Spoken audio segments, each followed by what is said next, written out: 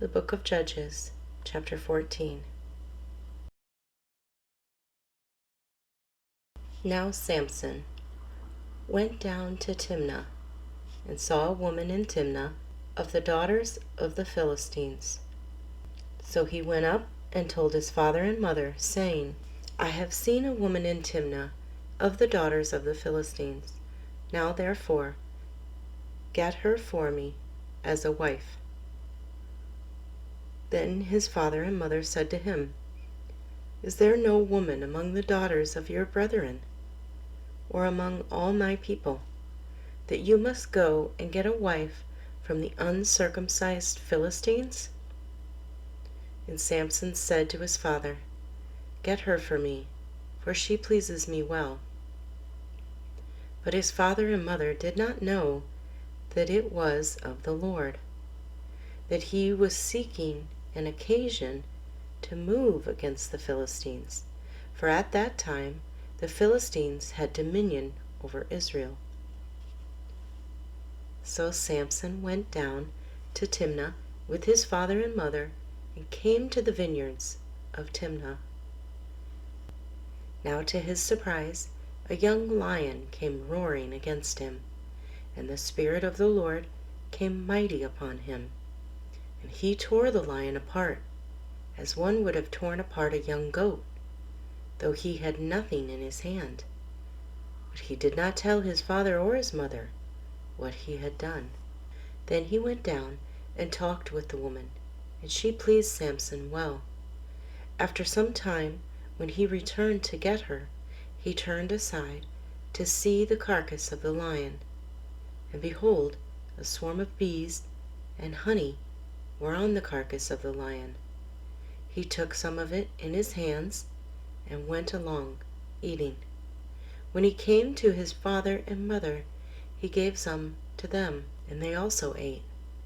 But he did not tell them that he had taken the honey out of the carcass of the lion. So his father went down to the woman, and Samson gave a feast there, for the young men used to do so. And it happened, when they saw him, that they brought 30 companions to be with him. Then Samson said to them, Let me pose a riddle to you. If you can correctly solve and explain it to me within the 7 days of the feast, then I will give you 30 linen garments and 30 changes of clothing. But if you cannot explain it to me, then you shall give me 30 linen garments and 30 changes of clothing. And they said to him, Pose your riddle, that we may hear it. So he said to them, Out of the eater came something to eat, and out of the strong came something sweet. Now for 3 days they could not explain the riddle. But it came to pass on the 7th day that they said to Samson's wife, Entice your husband, that he may explain the riddle to us, or else we will burn you and your father's house with fire. Have you invited us in order to take what is ours? Is that not so? Then Samson's wife wept on him, and she said, You only hate me. You do not love me. You have posed a riddle to the sons of my people, but you have not explained it to me. And he said to her, Look, I have not explained it to my father or my mother, so should I explain it to you? Now she had wept on him the 7 days while their feast lasted. And it happened on the 7th day that he told her, because she pressed him so much. Then she explained the riddle to the sons of her people. So the men of the city said to him on the 7th day, before the sun went down, What is sweeter than honey, and what is stronger than a lion? And he said to them, If you had not plowed with my heifer, you would not have solved my riddle. Then the Spirit of the Lord came upon him mightily, and he went down to Ashkelon and killed 30 of their men, took their apparel, and gave the changes of clothing to those who had explained the riddle. So his anger was aroused, and he went back up to his father's house. And Samson's wife was given to his companion, who had been his best man. The Book of Judges, chapter 15. After a while, in the time of wheat harvest, it happened that Samson visited his wife with a young goat, and he said, "Let me go in to my wife, into her room." But her father would not permit him to go in. Her father said, "I really thought that you thoroughly hated her. Therefore I gave her to your companion. Is not her younger sister better than she? Please take her instead." And Samson said to them, "This time I shall be blameless regarding the Philistines, if I harm them." Then Samson went and caught 300 foxes, and he took torches, turned the foxes tail to tail, and put a torch between each pair of tails. When he had set the torches on fire, he let the foxes go into the standing grain of the Philistines, and burned up both the shocks and the standing grain, as well as the vineyards and the olive groves. Then the Philistines said, "Who has done this?" And they answered, "Samson, the son-in-law of the Timnite, because he has taken his wife and given her to his companion." So the Philistines came up and burned her and her father with fire. Samson said to them, "Since you would do a thing like this, I will surely take revenge on you, and after that I will cease." So he attacked them hip and thigh with a great slaughter. Then he went down and dwelt in the cleft on the rock of Edom. Now the Philistines went up and camped in Judah, and deployed themselves against Lehi. And the men of Judah said, "Why have you come up against us?" So they answered, "We have come up to arrest Samson, to do to him as he has done to us." Then 3,000 men of Judah went down to the cleft of the rock of Edom, and said to Samson, "Do you not know that the Philistines rule over us? What is this you have done to us?" And he said to them, "As they did to me, so I have done to them." But they said to him, "We have come down to arrest you, that we may deliver you into the hand of the Philistines." Then Samson said to them, "Swear to me that you will not kill me yourselves." So they spoke to him, saying, "No, but we will tie you securely and deliver you into their hand, but we will surely not kill you." And they bound him with 2 new ropes and brought him up from the rock. When he came to Lehi, the Philistines came shouting against him. Then the Spirit of the Lord came mightily upon him, and the ropes that were on his arms became like flax that is burned with fire, and his bonds broke loose from his hands.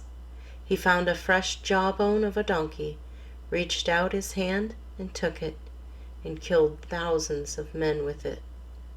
Then Samson said, "With the jawbone of a donkey, heaps upon heaps, with the jawbone of a donkey, I have slain 1,000 men." And so it was, when he had finished speaking, that he threw the jawbone from his hand, and called that place Ramath-lehi. Then he became very thirsty, so he cried out to the Lord and said, "You have given this great deliverance by the hand of your servant, and now shall I die of thirst and fall into the hand of the uncircumcised?" So God split the hollow place that is in Lehi, and water came out, and he drank, and his spirit returned, and he revived. Therefore he called its name En-Hakkore, which is in Lehi to this day. And he judged Israel 20 years in the days of the Philistines. The book of Judges, chapter 16.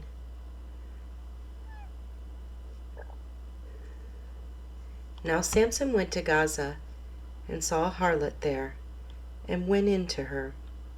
When the Gazites were told, Samson has come here, they surrounded the place, and lay in wait for him all night at the gate of the city. They were quiet all night, saying, "In the morning, when it is daylight, we will kill him." And Samson lay low till midnight. Then he arose at midnight, took hold of the doors of the gate of the city and the 2 gateposts, pulled them up, bar and all, put them on his shoulders, and carried them to the top of the hill that faces Hebron. Afterward it happened that he loved a woman in the valley of Sorek, whose name was Delilah. And the lords of the Philistines came up to her and said to her, "Entice him, and find out where his great strength lies, and by what means we may overpower him, that we may bind him to afflict him, and every one of us will give you 1,100 pieces of silver." So Delilah said to Samson, "Please tell me where your great strength lies, and with what you may be bound to afflict you."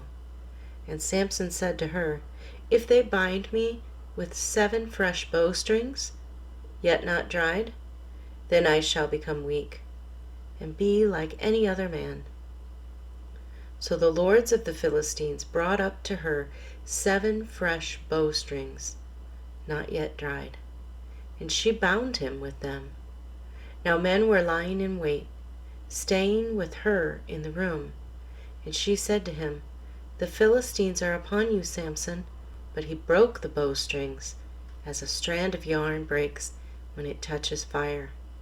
So the secret of his strength was not known. Then Delilah said to Samson, "Look, you have mocked me and told me lies. Now please, tell me what you may be bound with." So he said to her, "If they bind me securely with new ropes that have never been used, then I shall become weak, and be like any other man." Therefore Delilah took new ropes and bound him with them.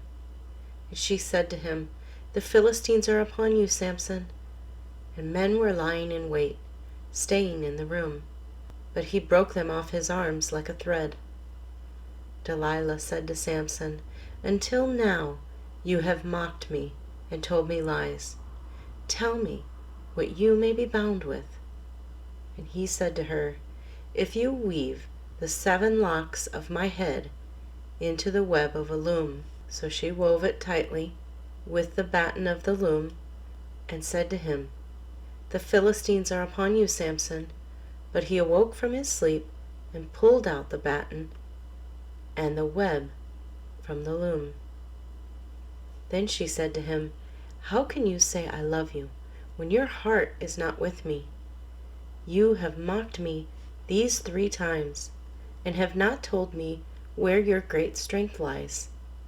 And it came to pass, when she pestered him daily with her words and pressed him, so that his soul was vexed to death, that he told her all his heart.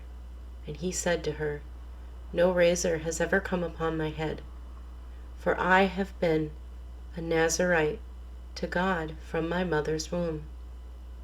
If I am shaven, then my strength will leave me, and I shall become weak and be like any other man." When Delilah saw that he had told her all his heart, she sent and called for the lords of the Philistines, saying, "Come up once more, for he has told me all his heart." So the lords of the Philistines came up to her and brought the money in their hand. Then she lulled him to sleep on her knees, and called for a man, and had him shave off the 7 locks of his head. Then she began to torment him, and his strength left him. And she said, "The Philistines are upon you, Samson." So he awoke from his sleep and said, "I will go out as before, at other times, and shake myself free." But he did not know that the Lord had departed from him. Then the Philistines took him, put out his eyes, and brought him down to Gaza.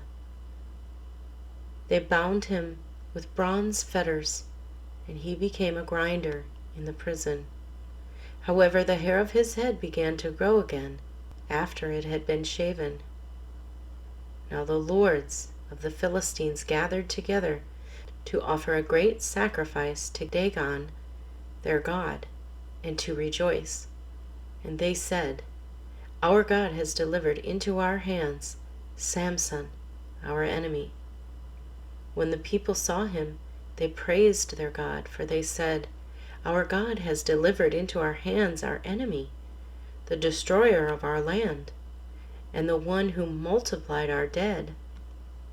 So it happened, when their hearts were merry, that they said, "Call for Samson, that he may perform for us."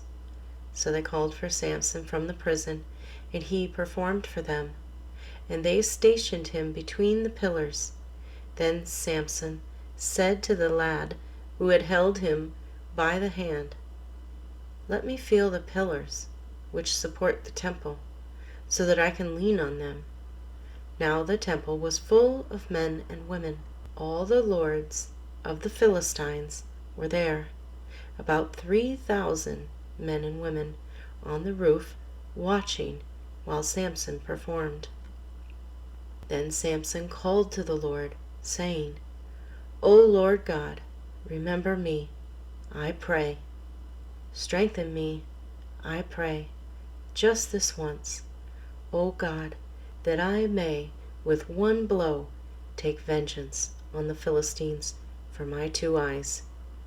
And Samson took hold of the 2 middle pillars which supported the temple, and he braced himself against them, one on his right and the other on his left. Then Samson said, "Let me die with the Philistines." And he pushed with all his might, and the temple fell on the lords and all the people who were in it. So the dead that he killed at his death were more than he had killed in his life. And his brothers and all his father's household came down and took him and brought him up and buried him between Zorah and Eshtaol in the tomb of his father Manoah. He had judged Israel 20 years.